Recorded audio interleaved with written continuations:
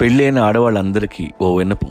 జీవితంలో పర్ఫెక్ట్ తండ్రి ఉండొచ్చు, పర్ఫెక్ట్ తల్లి ఉండొచ్చు, పర్ఫెక్ట్ డ్రైవరు, పర్ఫెక్ట్ నర్సు దొరుకుతారేమో కానీ పర్ఫెక్ట్ హస్బెండ్ ఎక్కడ ఉండడు. It's myth. నా మొగుడికి ఇలాంటి క్వాలిటీసే ఉండాలి, ఇలాంటి క్యారెక్టరే ఉండాలి, ఇలాగే ఇలాగే ఇలాగే అని మీరు ఎంత పెద్ద లిస్ట్ రాసుకుంటే అన్ని ప్రాబ్లమ్స్లో పడిపోతారు. మొగుడిని కష్టమే చేయలేం. అందుకే పెళ్ళైన ప్రతి ఆడది ఏదో ఒక టైంలో కన్నీళ్లు పెట్టాల్సిందే, తప్పదు.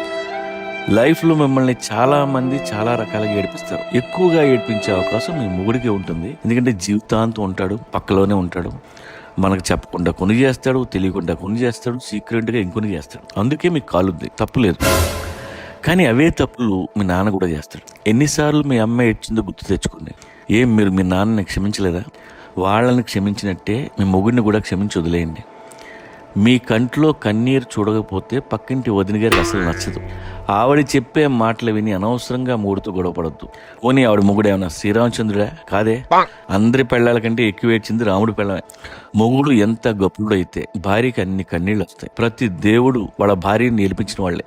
పెళ్ళాం కంట తడిపెట్టించిన ఒక్క దేవుడి పేరు చెప్పండి. మొగుడు వల్ల కొంత ఏడుస్తారు, వేరే ఆడదాని వల్ల ఇంకొంత ఏడుస్తారు.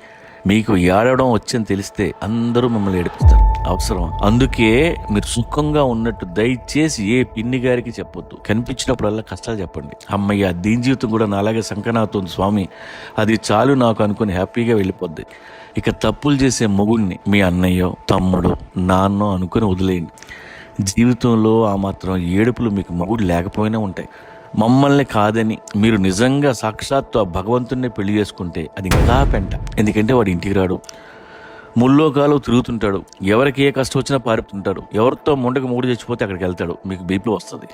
నాకెందుకురా కర్మ, మరి నన్ను ఎందుకు పెళ్లి చేసుకున్నావు? ఒక్క నిమిషం ఇంటి పట్టున ఉండవు, ఒక సుఖం లేదు, పాడు లేదు, సినిమా లేదు, నా పెండాకూడు లేదు, రోజు తలగొట్టుకుని వెళ్తారు. కాబట్టి ఎంతో కొంత మేమే బెటర్. మాతోనో ఏదో గుట్టుగా అలా ఈ కాపురాలు కానిచ్చేయండి. ఏమండి, మేము మగాడం.